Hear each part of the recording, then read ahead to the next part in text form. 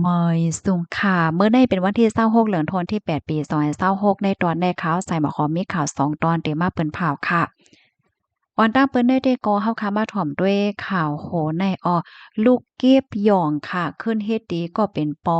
ถึงที่ปอรู้สึงสาใจกว่ามื้อวันที่25เหลือนธันวาที่8ปี2026ข่าวยามวัยวัน2โมงปลาย40มินิตในตั้งฝ่ายภูมิพลพรโฮมปลิกลีและรับถึงลาดว่ามีคนถูกย้ายเฮ็ดดีถึงที่ปอรู้สึงสาใจที่วันแม่ปอกหมู่ที่10สิริวิชัย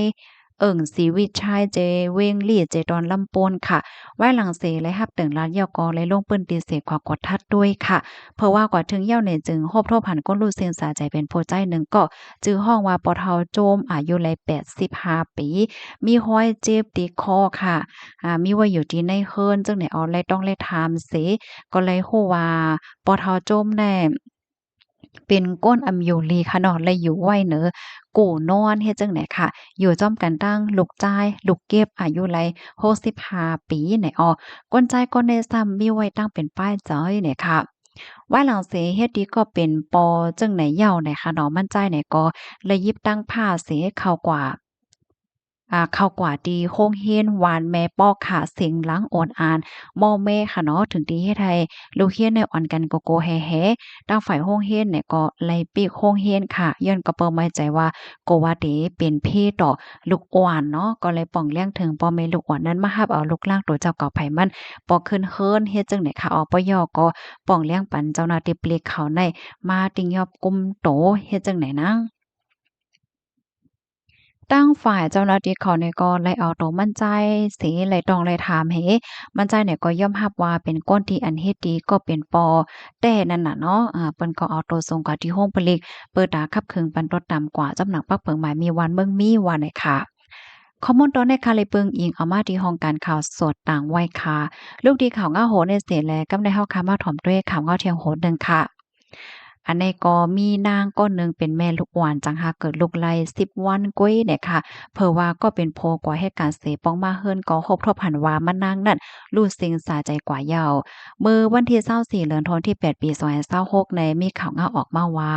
พมิพลพรโฮงปริพระสมุทรเจดีย์เลยรับตึงลาดว่ามีก้นแผนข้อรู้สิ่งสาใจดีในเฮิรนอันมีไว้อยู่ดีในคลองบางปรากฏ เจอเว้งพระสมุทรเจดีย์เจดอนสมุทรปราการไว้หลังเสร็จแล้วรับดังลัดก็ไล่กว่ากดทัดด้วยดีอันเป็นนั่นมันเป็นทาวน์เฮาส์สูง2จันทน์ค่ะที่หิ้มห้อมจันทน์ตั้งไตนั่น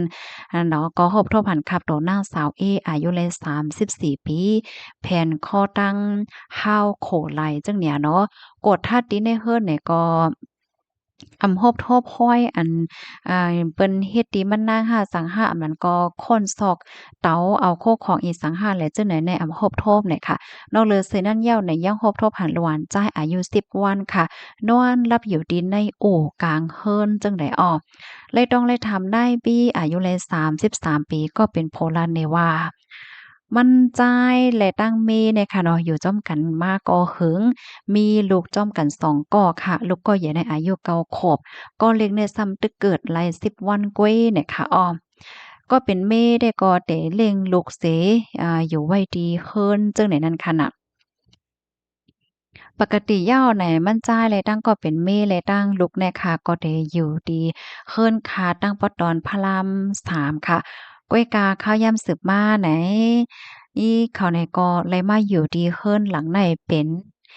นเฮิรนของน้องจ้ายย้อนก็เปนว่าก็เป็นเม่เนี่ยก็จังหาเกิดลุกเลยมอ10วันกันนั่นก้วยหนังเฮิรนติมีลองงายล้มตากว่าโฮบทบตั้งหมอยาเฮ็ดจังไหนคะอ้อ เฮียก็มือพ้องไหว้วันแหนะเนาะมันจ่ายเนี่ยก็เหตุการณ์เหี่ยวก็คัดใจสืบฝนหาก็เป็นแม่นางก้อยกะว่ามารับสายโทรจังหือก็มารับสายจังไหนมันจ่ายแต่ก็บ่ได้วนเหียงนำค่ะเนาะก็วนว่าอ้อแม่แน่เร่งลูกเล็บเตเฮอเหี่ยวก็รับกว่าจังไหนนั่นน่ะนะเผื่อว่าเลิกการเลิกงานยาวกลางค่ำไหนมันจ่ายไหนก็ปองมาดีเฮิรไหนโฮบทบหันก็เป็นแม่นางนั่น รู้สึกสาใจกว่าเหย้าน่ะค่ะก็เป็นลูก10วันนั่นแต่ก็นอนอยู่ในอู่กลางคืนน่ะค่ะอ้ออ่อนหน้าในก็เป็นแม่นางเนี่ยก็ป้องนั่นน่ะเนาะว่า ป้องหลายกำป้องๆข้างๆเจ้านั่นค่ะกว่าว่าว่นนำคำใจนะไม่ใจจ้อมกาใจจ่ายในโมงหอเฮิรนไม่ใจว่าได้หาเงินเลี้ยงลูกตั้ง2อำไลเนาะเหลือเสนั่นก็ซ้ำไรไม้จ่ายต่างเจอต่างเปิงเที่ยงเฮ็ดจังเนี่ยก็เป็นโพเนี่ยก็เข้าใจหมอกลาดปันแอนปันแห้งใจก็เป็นแม่นางนั่นน่ะเนาะและติดต่อพ่อแม่ติดต่อกับสืบหาพ่อแม่ของเมฆค่ะใครมาอยู่เป็นโอ๊ยก็จังเนี่ยก้อยกะว่าก็เป็นแม่นางก็สามารถเฮ็ดจังไหนกว่าให้แหน่เนาะดังฝ่ายเจ้าหน้าที่เขาเนี่ยก็เลยเอาตัวเนี่ยส่งกว่าที่ห้องยาเปิดอาหารลองตั้งเปิงเป็นโหยอยมันเทียงกำนึงเสปยก็เด็กกับสารหาญาติพี่น้องมารับเอาขับตัวแฮนโหลดด้านปันกว่าจำหนังเฟงทุ่งศาสนามีนั่นไหลอ้อข้อมูลตอนในเลยเป็นมาที่ห้องการข่าวสดต่างไว้ค่ะ พี่น้องเฮาค่ะถ่อมข่าวง้าโหนแอวหันถึงจึงหึบพองอันเต้มันค่ะเนาะเปิ้นก็อ่อนกันบันดาหันถึงขนาดว่าอันเต้มันเนี่ยเขาก็มีนาเฮิรนม่วนค่ะเนาะมีผัวมีเมียแล้วก็มีลูกสองก่อเฮ็ดจังเนี่ยลูกก็จังหาเกิดมาเลย10วันก้อยมะนางก็ซ้ำว่นปอดก็เฮ็ดนั้นแฮงเลยว่นปอดกว่าจังนั้นเนาะเนี่ยกึ่งลีว่นปอดเนาะเนี่ยเปิ้นก็อ่อนกันบันดาหันถึงจังไหนค่ะนะบางจื้อก็ว่านางยิงบางก้อนได้ป้อว่าเกิดลูกว่าให้เกิดลูกย้อนน่ะนะ มันจังเป็นตั้งเป็นม่วนนำคิงเงามองใจเนี่ยค่ะเปิ้นฮ้องน่ะนะมันก็ได้เป็นจังนั้นก็มีเฮ็ดให้เขาอะพี่น้องเฮาค่ะรับถอมยอหันเตือนจังหือพองปันตาหันถึงมาไลเนี่ยค่ะเนาะกวนเฮาค่ะได้แต่จึงหนังว่าค่ะเนาะบางป้อมังไลได้เพราะว่าจัดปานใน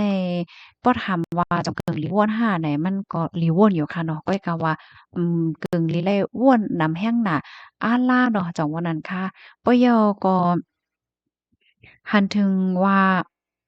จัดปานแน่กึ่งลีเอากว่าแตกนึ่งตั้งเปิ้นค่ะเนาะหมางจื้อเนี่ยก็เตจึกเอาจัดปานกว่าแตกนึ่งตั้งเปิ้นเพราะว่าหันจัดปานเปิ้นหลีเปิ้นเกี่ยวเปิ้นมักเปิ้นมีตัวเจ้าก็ซ้ำเหมินเปิ้นเป้งเปิ้นเฮ็ดให้แฮก็เอาวนนำเฮ็ดให้ก็ซ้ำมีให้เนี่ย